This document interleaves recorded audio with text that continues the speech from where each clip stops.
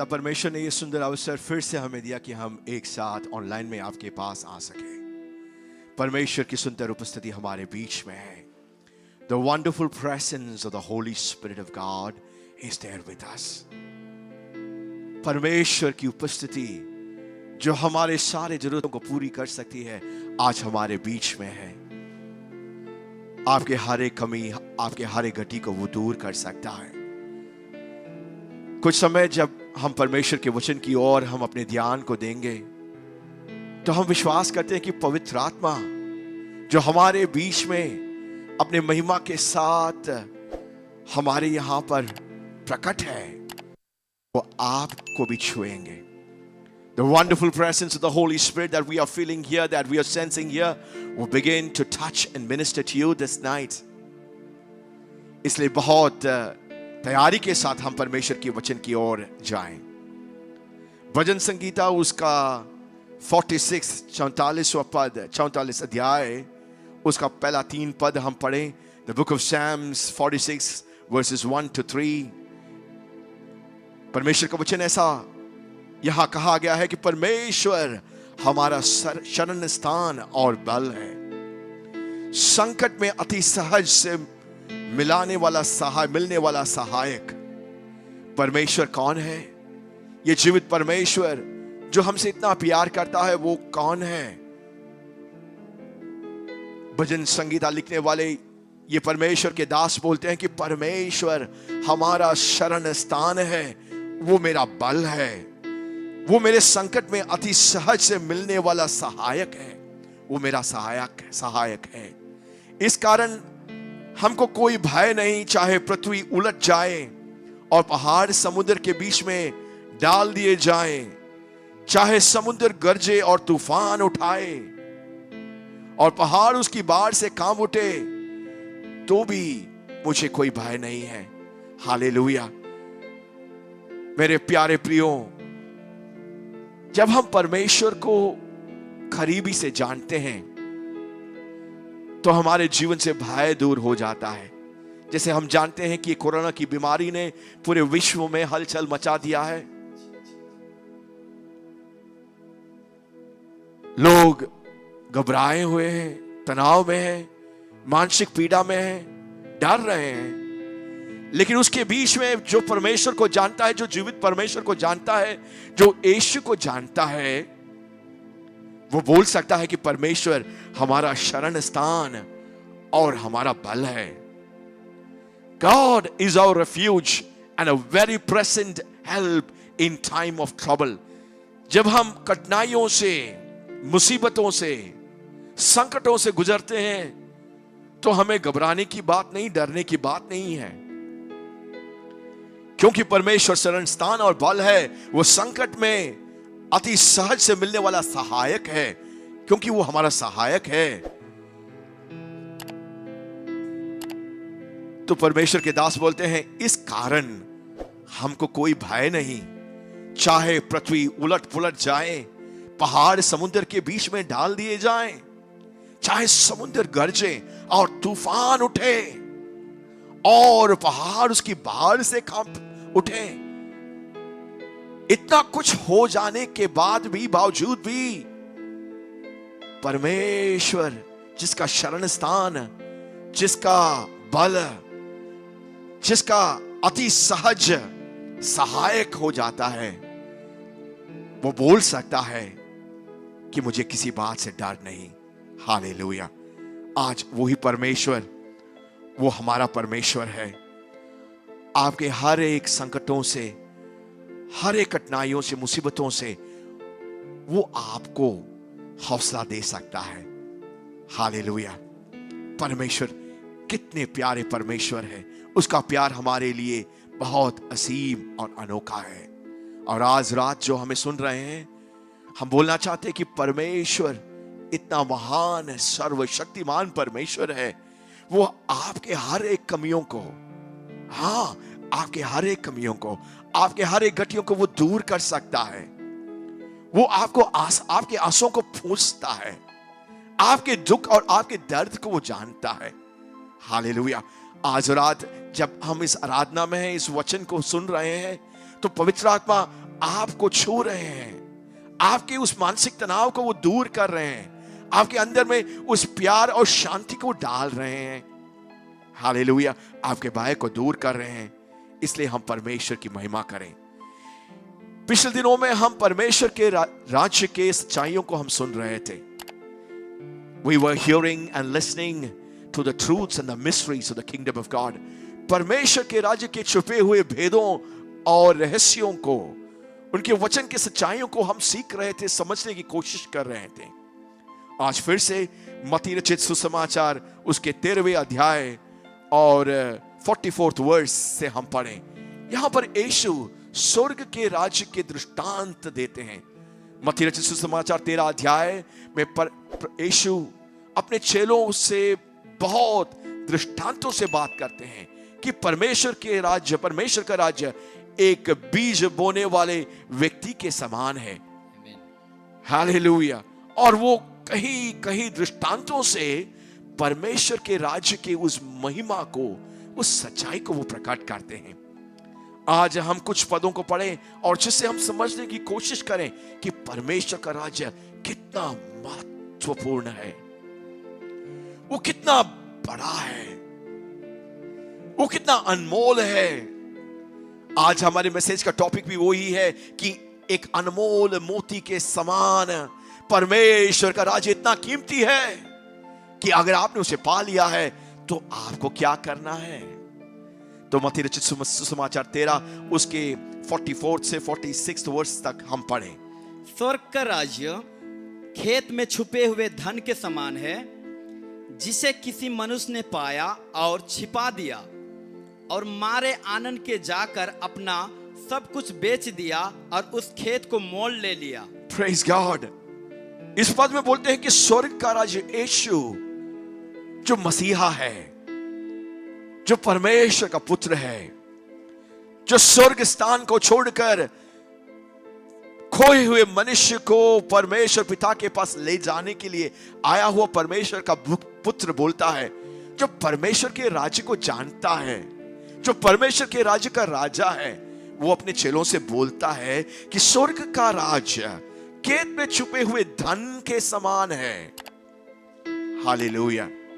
परमेश्वर का राज्य कैसा है? इन दो दृष्टांतों में हम यह समझने की कोशिश कर रहे हैं कि स्वर्ग का राज्य यीशु ने किससे कंपेयर, तुलना किया है, ताकि हम उसकी कीमत को जानें। जब हम उसकी कीमत को जान जाते हैं तभी हम परमेश्वर के राज्य और परमेश्वर के राज्य की सच्चाइयों को हमारे जीवन में उस कीमत को दे सकते हैं, और उसे हमारे जीवन में जिस प्रकार से प्रभु चाहते हैं कि तुम परमेश्वर के राज्य की खोज करें और उसे अपने जीवन का सर्वप्रधान सर्वश्रेष्ठ स्थान दें। जब तक हम परमेश्वर के राज्य की कीमत को नहीं जानेंगे तब तक हम यहां वहां भटक जाते हैं। हालेलुया। तो यहां यीशु बोलते हैं कि स्वर्ग का राज्य खेत में छुपे हुए धन के समान है, जिसे किसी मनुष्य ने पाया और फिर वो क्या करता है, उस धन को छुपा देता है, और आनंद के मारे, खुशी के मारे वो जाकर वो अपना सब कुछ बेच देता है और उस खेत को खरीदने के चक्कर में लग जाता है, क्योंकि वो जान गया कि उसे बहुत बड़ा धन मिल गया, खजाना मिल गया है, बहुत बहुमूल्य चीज मिल गया है। और वो क्या करता है, वो उसे खेत में छिपा देता है और जाकर सब कुछ बेच देता है। आगे का पद फिर से पढ़ें, 45। फिर स्वर्ग का राज्य एक व्यापारी के समान है जो अच्छे मोतियों की खोज में था। जब उसे एक बहुमूल्य मोती मिला तो उसने जाकर अपना सब कुछ बेच डाला और उसे मोल ले लिया। हालेलुया। तो फिर से यीशु बोलते हैं कि स्वर्ग का राज्य एक व्यापारी के समान है जो अच्छे मोतियों के खोज में था। वो खोज में था, व्यापारी जो अच्छे मोतियों, a merchant who was searching and seeking for good pearls, priceless pearls. उसके बीच में वो एक बहुमूल्य मोती को पा लेता है, देख लेता है, उसे मिल जाता है। तो वो क्या करता है, तो उसने जाकर अपने सब कुछ बेच डाला और उसे खरीद लिया। यहां यीशु क्या बोलते हैं अपने चेलों से कि देखो, एक मनुष्य जिसने एक बहुत बड़े खजाने को पा लिया, वो क्या करता है? वो सब कुछ बेच देता है, क्योंकि वो जानता है कि ये खजाना कितना कीमती है, कितना बहुमूल्य है। तो इस खजाने को प्राप्त करने के बाद वो खेत जिसमें ये खजाना छिपाया हुआ है, उसे प्राप्त करने के लिए वो सब कुछ छोड़ देता, सब कुछ बेच देता है। और उस खेत को, जहां पर वो खजाना है, जहां पर वो धन है, जहां पर वो ट्रेजर है, उसे खरीद लेता है। और फिर यीशु फिर से बोलते हैं, एक व्यापारी जो मोतियों की खोज में था, जब उसे एक बहुमूल्य मोती मिल गया तो वो सब कुछ बेचने के लिए तैयार हो जाता है, क्योंकि उसे मालूम चल गया है कि ये सबसे बहुमूल्य मोती है। वो सब कुछ छोड़ने के लिए तैयार है। When this merchant understands that this is the one big priceless pearl, a pearl of great price, then he is willing to sell everything. सब कुछ वो बेच देता है और उस एक बहुमूल्य मोती को खरीदने के लिए वो अपने आप को दे देता है। हाँ प्रियो, यीशु बोलते हैं कि परमेश्वर का राज्य उस समान है।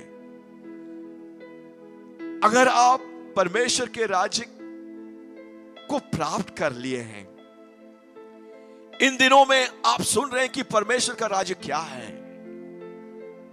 जब पहला मनुष्य आदम पाप किया तो मनुष्य पाप के गुलामी में आ गया और शैतान के गुलामी में आकर अंधकार के राज्य में वो फंस गया, वो कैदी बन गया। लेकिन हमारा परमेश्वर जो प्यारा परमेश्वर है, जो आपसे, जो हमसे प्यार करता है, हमारा सृजनहार जिसने हमें सृजा है, हमारी सृष्टिकर्ता ने क्या किया? हालेलुया। हम उनके लिए इतने अनमोल थे, हालेलुया, कि परमेश्वर ने अपने इकलौते पुत्र को भेज दिया। यीशु बोलते हैं कि परमेश्वर का राज इतना बहुमूल्य है, इतना कीमती है, उस खजाने के समान, उस बहुमूल्य मोती के समान इतना बहुमूल्य है। अगर आपने परमेश्वर के राज्य को पा लिया तो आपके हृदय का जो विचार है, जो फैसला, आपके हृदय का डिसीजन क्या होना चाहिए? आपको कैसे सोचना चाहिए? हालेलुया। जिस प्रकार से उस मनुष्य ने सब कुछ आनंद के मारे वो इतना खुश हो गया कि वो जान गया ये इतना कीमती है, ये खजाना इतना कीमती है, ये मोती इतना बहुमूल्य है, उसके तुलना में कोई और चीज नहीं है। उसने सब कुछ बेच दिया, सब कुछ मोल दिया उसे प्राप्त करने के लिए। हालेलुया। हाँ प्रियो, हम अंधकार के गुलामी में थे, शैतान के उस क्रूर गुलाम में थे हम, लेकिन परमेश्वर जो हमसे इतना प्यार करता है, जो प्रेमी है, वो हमको इतना प्यार किया कि उसने अपने इकलौते पुत्र को भेज दिया। हालेलुया। लूका 15 उसके 3 से 7 तक हम पढ़ते हैं कि परमेश्वर के राज्य का ये जो परमेश्वर है, जो हमारा पिता है, जो प्यारा परमेश्वर सृजनहार है, वो कितना अच्छा है, कितना भला है। हालेलुया। उसके प्यार की तुलना हम नहीं कर सकते। एक अच्छे चरवाहा के समान है। क्या हम उसे पढ़ें और हम जाने कि यीशु क्यों बोलते हैं कि परमेश्वर का राज इतना बहुमूल्य है, इतना कीमती है कि तुम सब कुछ छोड़ दो, सब कुछ बेच दो। अगर तुमने परमेश्वर के राज्य की सच्चाई को आप जान गए, उसका भेद प्रकट हुआ, इस सच्चाई अगर आपके पास आया तो आप गलती मत कीजिए, सब कुछ भेज दीजिए, सब कुछ छोड़ दीजिए। इस बहुमूल्य कीमती इस खजाने को, इस पर्ल को पा लेने के लिए, इस मोती को अपना बनाने के लिए सब कुछ, क्योंकि हमारा परमेश्वर, जो परमेश्वर के राज्य का राजा है, वो इतना असीम और अनोखा प्यार है उसका। लूका रचित समाचार 15 उसके 4वें पद से 3रे पद से हम पढ़ें।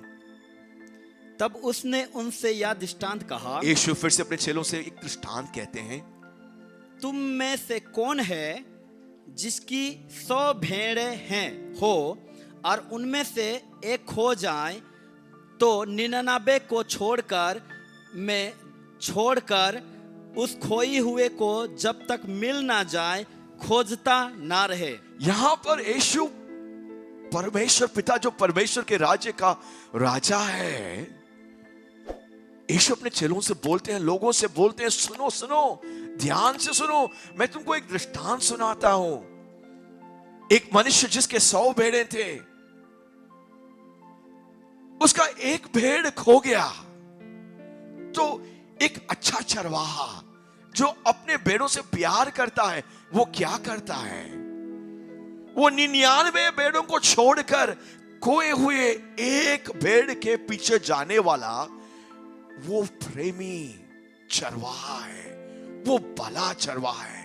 He is that good shepherd, that good father who leaves the 99 and goes after the one sheep that is lost. That's the God, that's the King of the kingdom of God. Hallelujah. वो प्रेमी परमेश्वर है, जो परमेश्वर के राज्य का राजा है। वो ही है जो आपको बुलाता है अपने राज्य में। तो जब उसे खोए हुए एक भेड़ को मिल जाता है तो वो क्या करता है? और जब मिल जाती है, और जब उसे मिल जाता है, हाँ, तब वह बड़े आनंद से उसे कंधे पर उठा लेता है। बड़े आनंद से उस खोए हुए एक भेड़ को अपने कंधे में ले लेता है और घर में आकर मित्रों और पड़ोसियों को इकट्ठा करके कहता है, मित्रों और पड़ोसियों को वो इकट्ठा करता है और क्या कहता है? सुने, मेरे साथ आनंद करो, मेरे साथ आनंद करो, क्योंकि मेरी खोई हुई भेड़ मिल गई है। मेरी खोई हुई भेड़ मिल गई। तो यीशु अपने चेलों से बोलते हैं कि देखो, ये स्वर्ग के राज्य का जो पिता है, जो राजा है, जो हमें शैतान के अधीन और गुलामी से अपने राज्य में बुला रहा है, वो शैतान के समान क्रूर नहीं है, मतलबी नहीं है, धोखेबाज नहीं है। वो आपको नाश करने वाला नहीं है, आपको आपके जीवन में चोरी घात करने वाला नहीं है, आपको नाश करने वाला नहीं है। वो परमेश्वर है इस राज्य का, जो भला परमेश्वर है, जो अच्छा परमेश्वर है। खोए हुए एक भेड़ के लिए वो अपने जीवन को देने के लिए तैयार है। हाँ प्रियो, हाँ, 99 को छोड़कर खोए हुए एक भेड़ के पीछे जाकर जब उसे मिल जाता है तो उसे अपने कंधे में लेकर आनंद करने वाला परमेश्वर है। सभी को बुलाता है, आओ, मेरा खोया हुआ भेड़ मुझे मिल गया है, हम आनंद करें, मैं बहुत खुश हूं। हालेलुया। हाँ प्रियो, इस परमेश्वर के राज्य का जो परमेश्वर है वो प्रेमी परमेश्वर है। रोमियो 8 का 32 वर्ष में हम ऐसे पढ़ते हैं कि वो हमसे, मनुष्य से, अपनी सृष्टि से इतना प्यार करता है कि उसने अपने निज पुत्र को भी नहीं रख छोड़ा, परंतु उसने हम सब के लिए अपने इकलौते पुत्र यीशु को दे दिया। अगर उसने अपने पुत्र को दे दिया तो वह उसके साथ हमें और सब कुछ क्यों न देगा?